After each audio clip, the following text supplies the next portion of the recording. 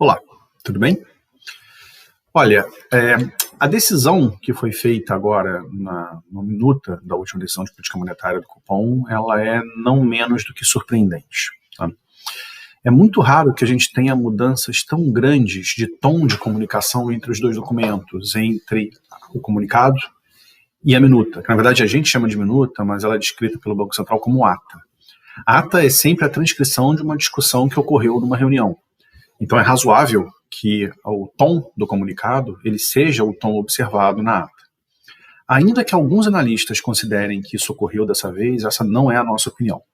Ocorreu uma mudança muito relevante no tom da mensagem que foi passada entre esses dois documentos, deixando claro que são 3 dias úteis entre eles, e não aconteceu nada de objetivo nesse período tão curto de tempo que possa ter levado a uma reversão tão grande da discussão que estava sendo feita. De maneira muito objetiva, a coisa mais importante que ocorre na ata, na minuta, está no parágrafo 19, onde o Banco Central deixa explícito que existe uma divergência dentro do comitê. Ter divergências dentro do comitê da forma de avaliar o cenário prospectivo é perfeitamente razoável. Não é razoável que isso não estivesse no comunicado, posto que a decisão foi unânime, ou que pelo menos a estrutura do comunicado, por exemplo, em seu balanço de riscos, destacasse de maneira mais objetiva quais eram essas divergências. Voltando à ata, o que aparece é que existe um grupo que sugere que a discussão recente de inflação criou um espaço ou convicção suficiente para que exista uma contaminação benigna de expectativas e que assim se possa ter uma flexibilização monetária começando a partir da reunião de agosto. Um outro grupo considera que é necessário ter mais informação, decorrer um pouco mais de tempo para avaliar se, de fato, a redução incipiente que se observa nas expectativas será uma coisa a ser observada mais para frente e, assim, dar mais confiança para esse processo de queda da Selic que está sendo aventado. O que é importante é que, se nós parássemos nesse ponto, dois grupos com visões antagônicas, estava tudo bem. O que ficou muito diferente, de fato, foi que na ata ficou muito claro que o primeiro grupo que vê a possibilidade de começar na próxima reunião, ele é uma maioria, e o outro grupo, portanto, é uma minoria.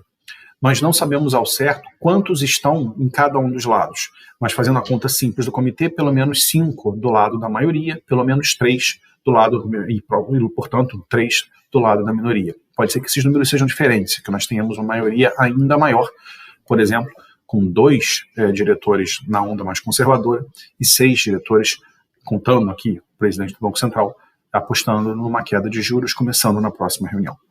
O ponto central é que foi-se num nível tal na comunicação que agora se tem muita dificuldade de fazer qualquer tipo de não concessão, no sentido de que parece muito claro que o início do ciclo se dará na reunião de agosto. O que é importante aqui é a gestão de expectativas, não só da reunião, da próxima reunião, como das reuniões seguintes. Como esperado, em um cenário que também é reforçado pela manutenção da meta de inflação em 3%, ocorrida no CMN de ontem, na reunião do CMN de ontem, o que acaba ocorrendo é que a precificação de mercado está aumentando para a reunião de agosto. E agora existe aproximadamente 50% de chance, um pouco mais de 50% de chance, na verdade, de que nós tenhamos uma redução de 50 bips na próxima reunião. Esse é um ponto que é delicado. O Banco Central, ele sinaliza, pelo menos a maioria do Banco Central, sinaliza de maneira clara que o ciclo de afrouxamento monetário é iminente. Mas ao fazer isso e juntando toda a comunicação que foi feita anteriormente e a própria predisposição do mercado a apostar em quedas de juros, acaba se criando um cenário onde fica muito difícil balizar o início e a continuidade desse processo.